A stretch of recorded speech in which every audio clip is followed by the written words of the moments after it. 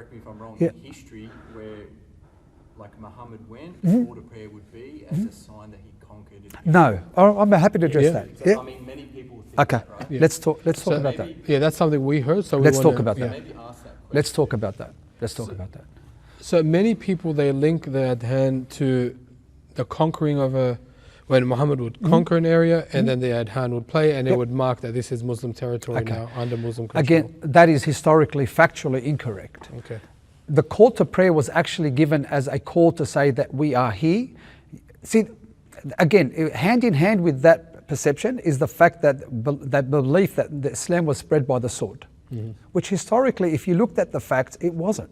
So when we're talking about Prophet Muhammad, peace be upon him, when he went to another territory, traditionally what would happen was they would be the people of that city or town or village, whoever the case may be, would be given three options.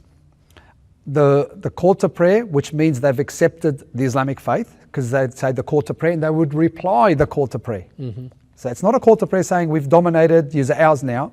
They would call the prayer. If the inhabitants of the city return that call, then that's a sign saying we've accepted. If they didn't want to accept, they don't return the call to prayer, they either lay down their arms and pay a tax, and if they didn't want to do the two, then there wasn't a call to prayer, it was a war.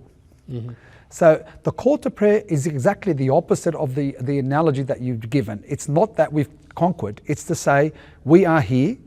If you return the call to prayer back to us, then that's an assumption on our behalf that you've accepted the faith, and then we leave you alone. If you don't return the call to prayer, then you've got two choices. You either fight or you give a tax, and then you're under our protection. So again, there's a lot of misconceptions about not only the call to prayer, but again, the idea that Islam was somehow spread by the sword and nothing else but the sword. But you just have to look through history.